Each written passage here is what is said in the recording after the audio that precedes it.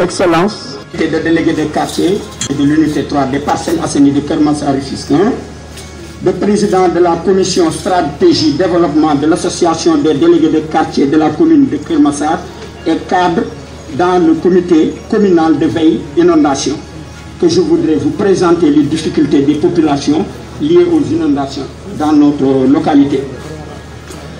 Les populations ont vécu ces inondations depuis 2012. Ces affres ont détruit tous nos biens. Ces effets sont multiformes et multigradiels. Hélas, les causes ont un dénominateur commun. C'est l'absence d'assainissement des eaux pluviales. À Keur Massar, avec ses 25 km², plus de 550 000 habitants, soit une densité de 22 000 habitants par km², contre 5 846 habitants par km² dans la capitale. Pour vous dire que la démographie de la commune est galopante et un plan d'assainissement devient une priorité.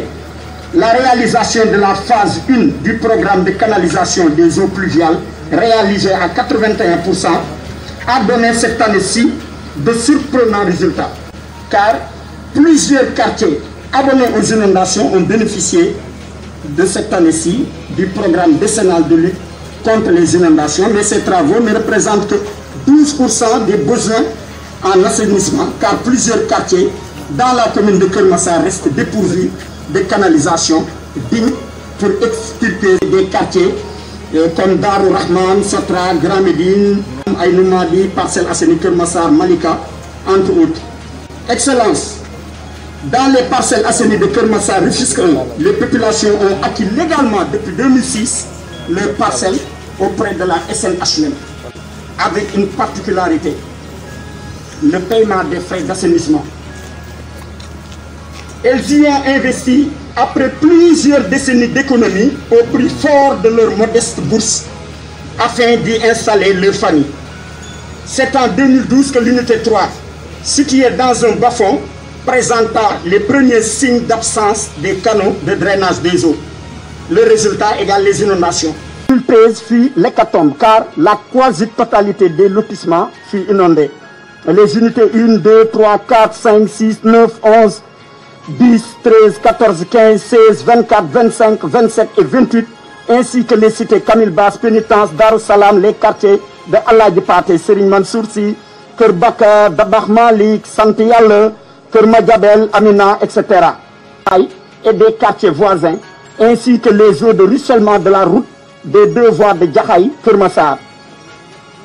Monsieur le Président de la République, sans un plan d'assainissement digne qui prendrait en compte tous ces quartiers et dimensionné sur un critère rigoureux lié à l'évolution de la démographie, des centaines de milliers d'habitants risqueront d'être engloutis dans un avenir proche.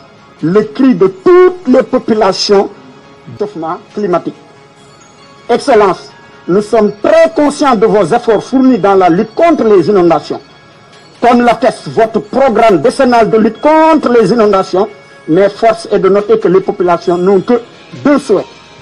Dans un premier temps, le pompage immédiat de toutes les eaux dans les quartiers des communes de Jaxaay et de Keur Massar, particulièrement les unités 3, 6 et 9, suivi du lancement de délégués de quartier avaient anticipé des études de relief depuis 2012.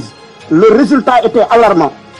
Diamniadio cumule à 30 mètres de hauteur par rapport au niveau de la mer.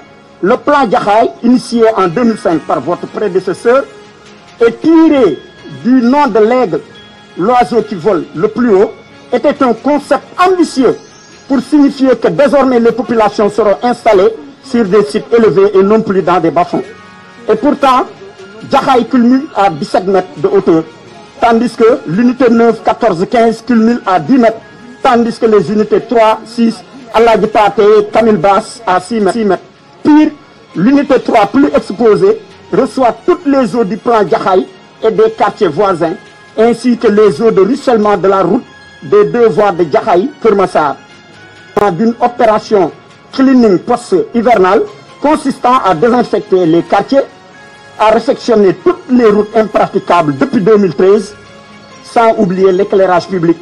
Nous mettons un accent sur la situation scolaire de nos enfants, car Toutes les écoles ainsi que le CM2 sont inondées et nécessitent du sable pour remblayer les cours.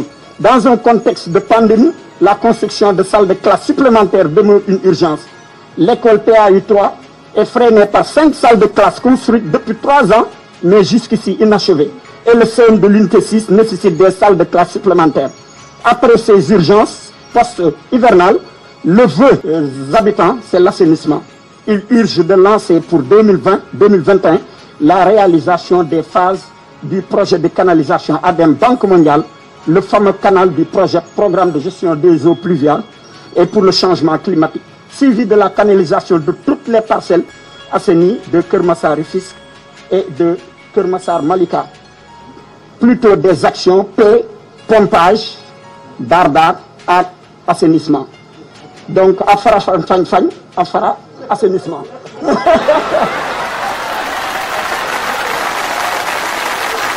Afin de rappeler, monsieur le délégué, le problème d'assainissement et d'urbanisation, j'ai décidé vraiment maintenant de faire de Keur Massar un nouveau département.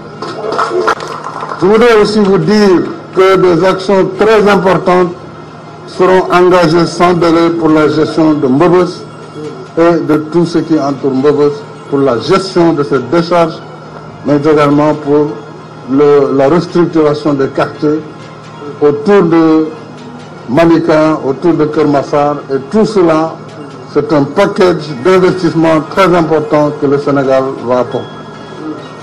Soyez donc rassurés.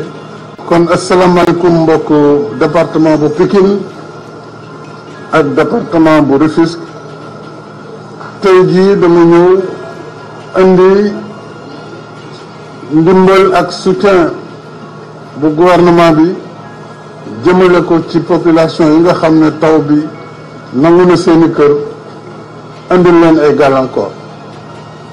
kon li may njëkk a wax ci samay kàddu ginnaaw bu ma nuyoo kilifa yi fi teew yëpp ak représentant population yi muy maire yi délégué de quartier yi ak autorité administrative sous-préfet yi préfet ak gouverneur ak ministre de l'intérieur ak suñu mbokk sapeur pompier waa ONAS waa ADM li may njëkk a wax mooy di massawu population yi nga xam ne am nañu ay gàllankoor ci taw bi di leen massawu te di leen xamal ne ak lu mu métti métti xam leen ne seen gouvernement mu ngi seen wet dinañu taxaw nii ñu taxawee yokkaat taxawaay bi sax ngir ndox yi moom ci lu gën a gaaw ñu génnee ko ci gox bi suñu ko génnee ba pare it waa santé war nañu def action bu mag muy service national de l'hygiène ngir ñu mën a pomper ba nga xam ne benn feebar du mën a jóge ci ndox yi la dinañu taxaw nii ñu taxawee yokkaat taxawaay bi sax ngir ndox yi moom ci lu gën a gaaw ñu génnee ko ci gox bi suñu ko génnee ba pare it waa santé war nañu def action bu mag muy service national de l'hygiène ngir ñu mën a pomper ba nga xam ne benn feebar du mën a jóge ci ndox yi la. ñaareelu mbir bi ma leen bëggoon wax tey mooy Keur Massar xam naa jafe-jafe yi fi nekk d'abord mbooloo mi fi yeewoo bés bu nekk muy population. densité population bi mooy doomu aadama yi yeewu ci kilomètre carré bu nekk na lu jéggi dayoo boo koy comparé ak li des ci biir Sénégal wala ci àdduna bi.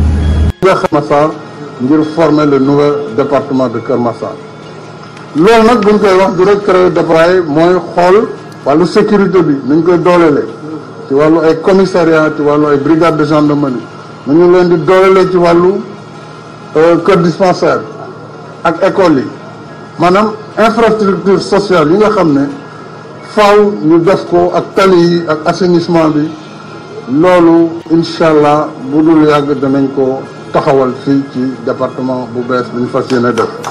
ñu fexe ba lii ñu engagé ko mu am solo programme national la nag kon du gox bi rek parce que am na yeneen gox yu am jafe-jafe yoo xam ne xëy na jotuma fa yegg. bii di unité 3 Camille Ba jëm. yeneen unité yi Alaaji Paate ak li ko wër fi ba Keur Massar fi ba Malika fi ba ma ngay dem Jaxaay programme yooyu yëpp danañ ko tàmbali. dañu fexe ba lii ñu engagé ko mu am solo programme national la nag kon du gox bi rek parce que am na yeneen gox yu am jafe-jafe yoo xam ne xëy na jotuma fa yegg waaye nañu xam ne programme bi programme national la ONAS dina ci liggéey bu baax a baax